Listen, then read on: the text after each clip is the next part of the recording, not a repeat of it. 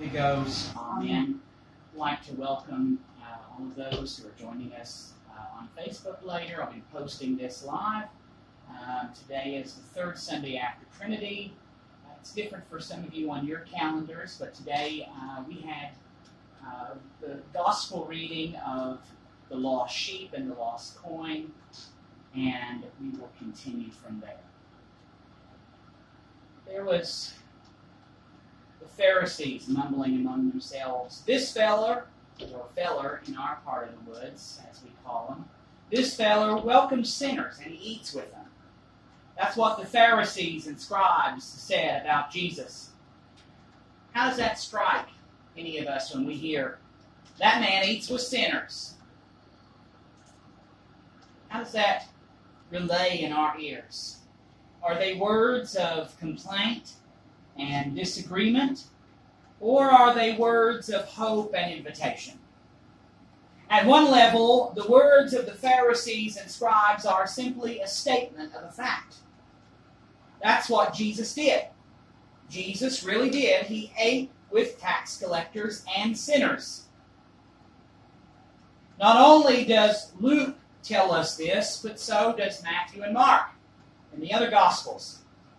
At another level, they are, these words, an accusation. Now, we've heard what an accusation is. An accusatory remark. We're accusing someone of something. An accusation. An indictment. You know what an indictment is? When you go before the judge and the judge pronounces an indictment. A judgment. In the eyes and the words of the Pharisees and scribes, Jesus is guilty of violating the law and the social norms of his day. Sort of what's going on in the world around us, isn't it? People are being labeled breakers of the law. People are being labeled bad and wrong and ugly for standing out against those things which are unjust at the least.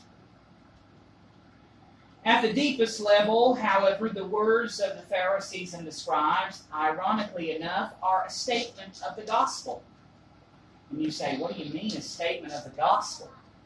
Well, they are. They're a statement of the gospel. Jesus eats with sinners. Jesus sups with sinners. Jesus welcomes sinners. He not only welcomes them, but he eats with them. Eating with them means that there is a relationship and an acceptance. Now think about it. If you invite someone to your house for dinner, that means that you probably have a relationship of some sort with those people that you invite, right? Huh? We invite somebody over to eat supper at our house, that means we have a relationship with those people, right? Daddy goes through all of this mess of cleaning up the house and making sure everything's spotless and working you all to death for days on end, cooking this big dinner overnight, and then we invite someone to come and eat. That's because we have a relationship with them. Jesus aligned himself with these people. Jesus made a special thing with these people, a special relationship with these people. He's on their side. Does that sound familiar to you all? Does it? Does that sound familiar? Church folks today are still doing this kind of thing, aren't we? We're accusatory. Well, you know, they hang out with this person and that person. They're hanging out with this person and that person. They're doing this or that. You know what kind of person they are. Church folks are still doing this. The word gospel means good news. There is a definition of the gospel that means good news. And if we have good news, we ought to tell it like good news, oughtn't we? If we have something good to say, we ought to tell it like it's something good to say. We don't go tell someone, if I came to your birthday party, Alana, and I said, "Happy birthday, Alana," you wouldn't think that would be a very happy birthday, would it? If I said, "Congratulations, Alan," that wouldn't be very good news, would it? If I go to your birthday party and treat it like it's a funeral, it don't sound too celebratory. It doesn't sound like very good news, does it? That's what was going on here. These people did not mean these words to be good news, even though they were good news. They did not mean Jesus eats with sinners be good news, but it was good news. And the way they said it sort of defeated the purpose. Some Christians today say that they are preaching the good news or preaching the gospel, but the way in which they present it, you would think that they had been baptized in pickle juice and hung up wet to dry, because they have sour faces and all they can say is maybe the truth, but hateful in the way that they say it. They're so sour and bitter that they're not inspiring to anyone. They're not inspiring anybody, no matter how much they tell the truth. And I know people will stand up and say, oh, we're telling the truth, and people don't like to hear the truth, and that may be true, but it's in the way that we present the truth. Jesus eats with sinners. Jesus is friends with sinners. That's good news. Jesus doesn't see where I am, He sees where I can be. He doesn't see my sin, He sees my worth. That's good news, isn't it? He doesn't look on all the mistakes that we make. He doesn't look upon all the things that we do, but He sees not where we are, but where we can be. Forward thinking. Throughout the gospel stories, Jesus chooses to hang out with the wrong people, the wrong kind of people. You all know what I'm talking about, don't you? Those people. The drunks, the backsliders, the ones who cuss and swear, the biker guys, the prostitutes, you know, the fun people. Isn't that true? The fun people. The people who have some joy sometimes. Some of us Christians don't have an ounce of joy. And I'm not talking about the dish soap joy either. I'm talking about we have no joy in our lives. We have no joy in our words. That's why in today's gospel reading, the tax collectors and sinners were coming near to listen to Jesus. He offered them something that nobody else in the world could or would offer them. Think about it. Doesn't make any sense, does it? Nobody in the world would offer them such a kind remark. That's also why the Pharisees and the scribes were grumbling. Just like church folks today, they grumble. They complained. Jesus was breaking the law.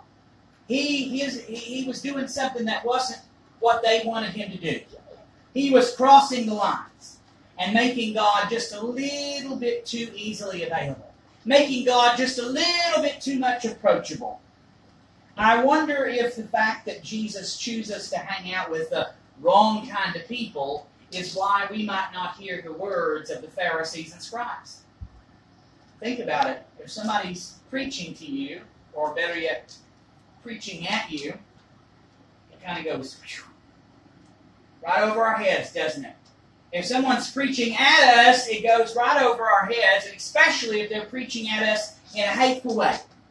If they're preaching at us with words of just mean talk and downing us, calling us devils and everything else, it just seems to go right over our head. Maybe go into our heart and hurt us inside, and maybe it causes us not to want to hear anything else they say, but maybe that's why we didn't really understand what the Pharisees and scribes were saying here. This fellow welcomes sinners, and He eats with them. Not only does He welcome, but He eats with them. That's good news. When the Pharisees and the scribes said it, we really never thought that was good news, because they said it kind of like the way we would say, "Happy birthday, Alana." Like Eeyore on Winnie the Pooh. Happy birthday, Alana. The difficulty for most of us is that we don't see ourselves as the wrong kind of people. That's the difficulty for most church folks. They don't see themselves as the wrong kind of people. No, sir, we ain't bad. We ain't bad folks. We're the good church-going folks. We try really hard to be the right kind of people. Sure, there are times when we do and say the wrong things. We might be those people like that woman that she called in on the Ellen DeGeneres show. And Ellen, I think, asked her if she was a Christian. And that old woman says, "Well, I love Jesus, but I cuss a little bit." That may be like some of us.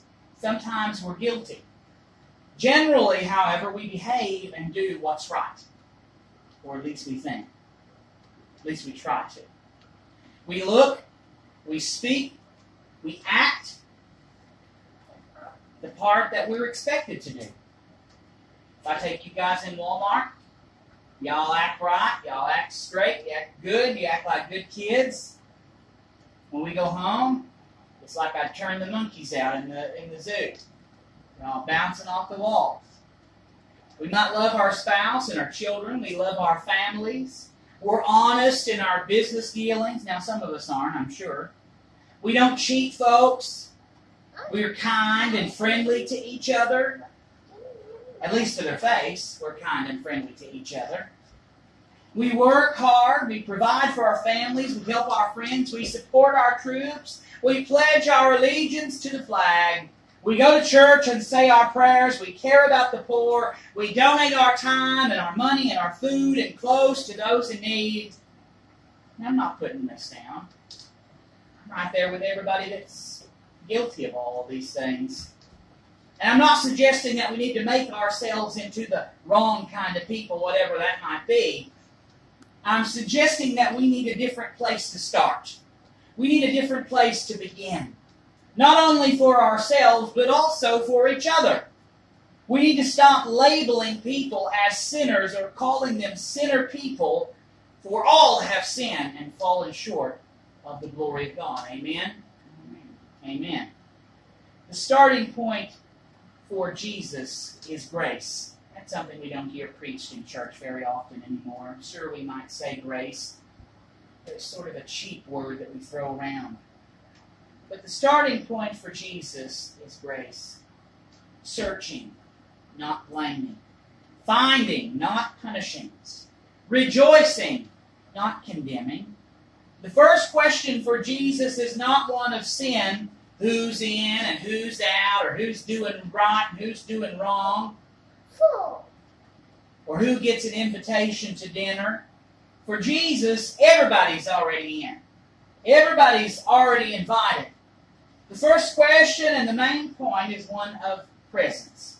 Have we shown up? Are we lost? Are we missing? Y'all seen those milk cartons that have the missing children on them? I'm sure that the parents and the people who love those people would travel anywhere to try to find those people they love. That's the first question for Jesus. Are they missing? Where are we? It seems that for many of us, maybe most of us, sin is a legal category.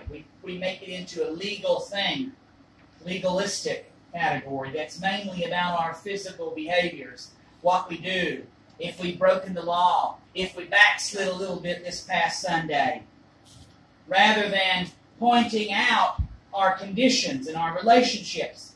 It's more of a judgment rather than a diagnosis. It's more of a proclamation than it is a healing act. That's why it's often hard for us to hear the good news, to hear the gospel. That's why it's often hard for us to rejoice at the meals Christ offers and shares with the sinners and tax collectors. I think that's one of the reasons why a lot of people have closed communion. I think that's one of the reasons why a lot of churches around here don't do it very often. Because that means that it's His table. And His table is open to sinners and publicans. Now, I didn't say Republicans, I said publicans. But I'm sure Republicans are welcome too. It's more of a judgment rather than a diagnosis. That's why it's often hard for us to hear this good news and to rejoice at these meals that Christ offers to us. We often don't think sin is about us. When we think of sin, what do we think of? Somebody else. We want to push it as far away from us as we possibly can, don't we? When you get in trouble or something's happened at home, guys, what's the first thing we start doing? Well, I didn't do it. Alan probably did. Or I didn't do it. Alana did it. Or Carter did it. Or Aaron. We want to push that blame as far away from us as we possibly could, right? We don't often think sin's about us compared to those kind of people. We think we look pretty good, don't we? So did the Pharisees and the scribes. For Jesus, however, what defines sin is not misbehavior. It's not acting up. It's not doing things that we're not supposed to do. It's simply being lost. That's what sin is for him, being lost. Having our picture on the back of the milk carton. Have you seen this person? It's being lost. Where are you? If you recall, it's the first thing that God did when Adam and Eve in the garden had sinned, and Adam had sinned. What did he do?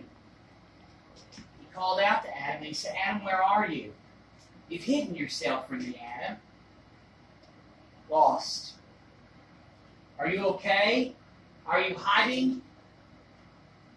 Notice the parables that Jesus offers here. They're not about being wrong. It's not about breaking the law, breaking a commandment. It's about being lost. A sheep is lost. A coin is lost. There is nothing about who is to blame or finding fault. That doesn't seem to be what Jesus is concerned about here. His concern is for the one that is lost, or the thing that's missing or absent. Jesus doesn't explain how the lost one became lost.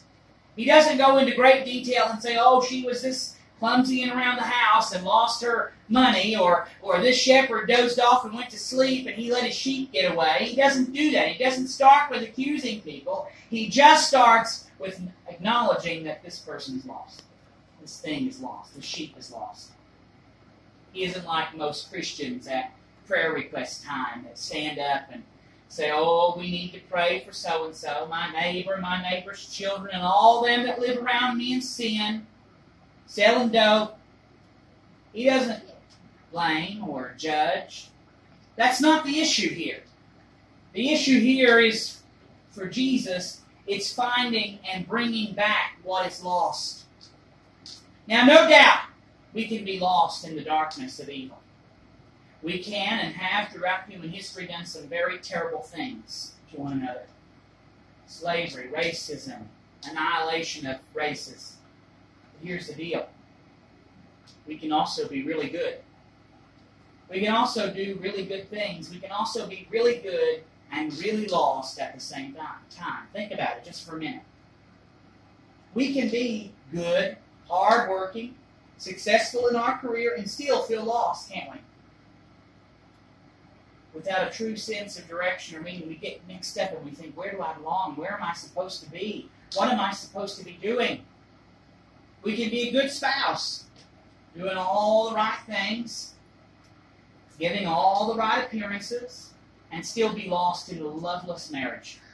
There are many of those loveless marriages out there. A matter of convenience, a matter of embarrassment.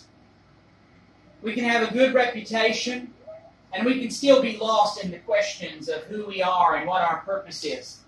We can be so busy and productive, and I'm guilty of this. We can be so busy and productive that we're lost to all the beauty and wonderful things that are around us. We can be financially secure and still be lost in fear. Money doesn't buy everything, does it? We can say and do all the right things and still be lost in all those little secrets that we hold inside in our closet. All those little skeletons that we love to keep shoved in there. And all the pain that we cause ourselves and others. Jesus made the definition of sin bigger. He enlarged what sin means. He also expanded grace. He made grace bigger.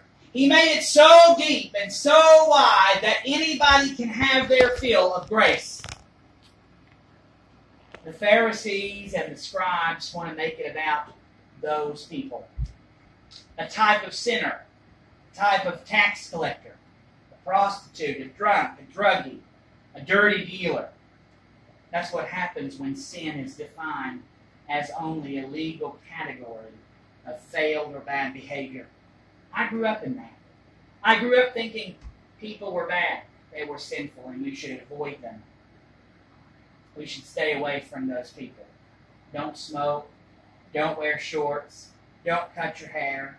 For men, cut your hair. Don't wear makeup. Don't wear pants for you women. A lot of legalism. Jesus, however, makes it about God's character. That's the point of these two parables today. That's the point of our readings for today. They reveal God's character, God's grace, God's way of being toward us in and through Jesus. Instead of looking at the sins of others, we need to put up that great big mirror and look at our own. And only think, wow, I'd like to share this idea of grace with other people who are lost. I know what it's like to be lost. And I'd like to help other people find their way. They're out there struggling. They're out there trying to make it. Just because a person is lost doesn't mean that they aren't valuable. We in the church like to treat people that way. A person that's lost, we give them no value. We give them no credit. We give them no material worth. And they feel it too. The Scriptures tell us that there is more rejoicing over one person coming to God, to grace, than 99 other people who already have it. Think about that. If you lost something that you loved, would you go looking for it? Would you? Even if it meant leaving everything that you have behind, all of your treasures, all of your personal valuables, to go looking for that one thing that you lost. That's how God thinks of us. Those whom are lost are so valuable to Him that He's willing to leave behind all of those treasures, all of that glory, all of those things that He has, and He's willing to leave behind the fold and go and find them. Not everyone who does God's work fits the mold that we think they ought to fit. Some of us may look different. Some of us may act different. May not be so churchy. Some of us may dress differently. I've seen some pretty active dressers out there. But we're worth something to God. We're priceless to Him. You got anything that's priceless? You have anybody that's priceless? You couldn't replace them if you wanted to. God sees all of us as priceless. The grace of God revealed in Jesus is revealed in three ways, and I'm coming to a close. They're revealed by searching, by finding, and by rejoicing. It's that simple. When we seek to do the work of Jesus, we have to do it in exactly those three ways. We have to be careful in how we say it, because it's not always the way that we tell the good news. Sometimes we can be active in telling the truth or telling the good news and not resonate with the people because of the way we've said it. Maybe we're hateful. Maybe we're grumpy. Maybe we exclude people. But we have to do it in those three ways. By searching, finding, and rejoicing. Now those are not three different things. Three separate actions or moments in time, but these are three manifestations of God's one grace. It means that there's a place for each of us set at the table. This table right here. We matter. All of us matter. We are desired by God. Each of you on Facebook are desired by God. He loves us. We are important to God. This Jesus fellow doesn't just eat with sinners. He invites them. He goes out looking for them when they're lost. He brings them to Himself, and He makes room for them at His table. And we should too. We ought to too. The church, it's time for us to start making room at God's table, because this is God's table. This is His table. This feller eats with sinners. Isn't that good news today? That this Jesus eats with sinners? This Jesus makes His abode and His friendship with sinners? He doesn't care where we are. He is willing to leave everything to come find us. And He calls us to this holy table. where He sees us and He rejoices with us. And we have a reason to rejoice, don't we? We have a reason to rejoice. This fellow who welcomes sinners and eats with them is constantly searching for us when we are lost. He's constantly finding us, and He's constantly rejoicing over our presence at His table, where all are welcome. All are welcome at His table. And that's the way it should be. In the name of the Father, and of the Son, and of the Holy Ghost.